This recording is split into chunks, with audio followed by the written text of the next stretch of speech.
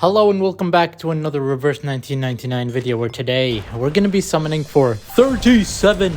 You know, the developers really put a lot of thought into this name. They named the unit 9, I think, or was it 3? I think it's 9. And then they named this one 37. Like, wow, insane name. Which, by the way, 37 is actually a good name. I mean, it kind of sounds fitting, but at the same time, man, put some points into creativity. And then I remember the other characters in Reverse 1999. They're based off real people. And yeah, funny story. I started watching Steins Gate, and you can imagine my shock when I saw John Titor, or whatever her name is. And I was like, damn, isn't that a character from Reverse 1999?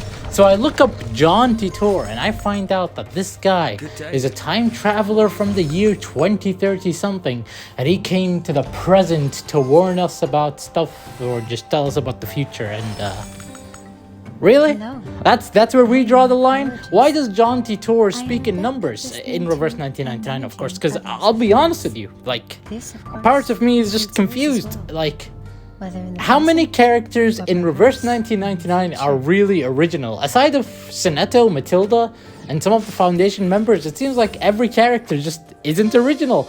And that just begs the question, am I gonna wake up tomorrow and find out that Mr. Forget-Me-Not was actually a real person? Am I gonna wake up tomorrow and be like, damn, Matilda Voynich exists in real life?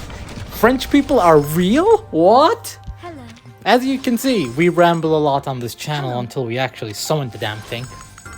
Actually, let's use this time to reflect on our summons so far. So, as far as my memory is concerned, right? We summoned for Melania in like 40 to 50 summons, which is, I don't know, it's average, I guess. And then we summoned Pickles in the first 10 summons, despite the fact that the pity isn't on our side. So that was very lucky. And then after Pickles, who was it? Was it Miss Tooth Fairy? Yes, Tooth Fairy. We summoned a lot of Corn Blooms, like a huge amount of Corn Blooms, which in hindsight, Corn Bloom summons are probably more important than Tooth Fairy herself. I mean, I love Miss Tooth Fairy, but like Corn Bloom Portrait 4, yeah, I can't look away from that. So even though we summoned Miss Babel at the end of the day, I think I'll count it as a success. At least it guarantees the pity. Next time, I forgot who we summoned after, I'll be honest with you. I believe, who was it? Who was after Miss Tooth Fairy? Jessica, or was it Jessica, or was it Rebecca? I don't know, it's Jessica for sure. That furry goat thing. Anyways, I summoned her in like 30 to 40 summons-ish, which we all knew the pity was on our side because we got Miss Babel, right? So I can't really call Jessica a lucky summon, she's just average. And then after Jessica, we summoned for Miss Colabona, which we got Sotheby from. And then we made a speedrun where we got the world record of Reverse 1999, the very first person to speedrun from Chapter 1 to Chapter 4 on a guest account. I summoned Shamaine in like 20-30 summons, which is actually very lucky. Like, wow, I'm still in denial we did the speedrun. Anyways, yeah, so Colabona on this account we got Sotheby. And then we just did Shamaine on another account. And now we're doing 37.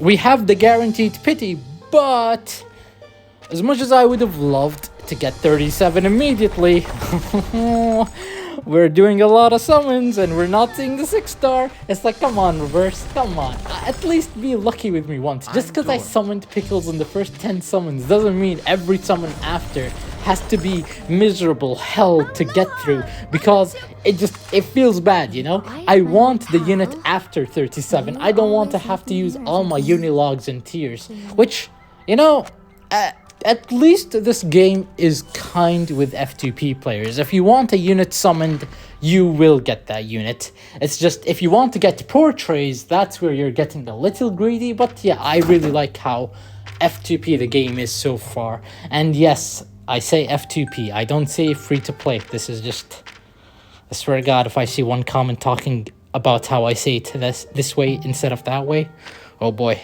your IP address has been leaked. I'll be honest with you, I've been thinking about the last video I made, and although I know it's a very niche topic and who cares about what my opinion is, I realized I really love talking about some concepts and ideas and stuff like that. I like creating more than I like consuming. Does that make sense? Because it makes sense to me. Anyways, right, so that last video I made, it just came to my mind and I made it quickly. And that just reminds me why I love making content. It's because, damn, giving myself challenges after a while gets boring. And that's I don't know. I've been thinking about Epic 7. You see, Epic 7, I started as a lore channel and then I eventually became this, yo, I'm doing this challenge or I'm doing that challenge, which in hindsight I should have probably never made those challenges because they're mentally draining, you know? It takes forever to level up units and go to the next challenge or do the next thing in that game because, I don't know, I don't want to explain Epic 7 in a Reverse 1999 video, but the same thing might happen to Reverse 1999. I don't want to make limbo content. UTTU market is okay, but only because I'm at Insight 2. As soon as I arrive at Insight 3, I fear this game gets boring. Does that make sense? Because it makes sense to me. Anyways, welcome, 37.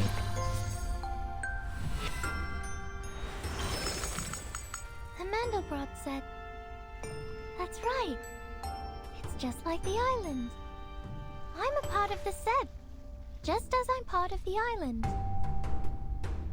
The 5 stars left more to be desired, but it's okay, I guess. Thank you for watching, and I'll see you next time. The Reverse 1999 gameplay shall resume soon, hopefully.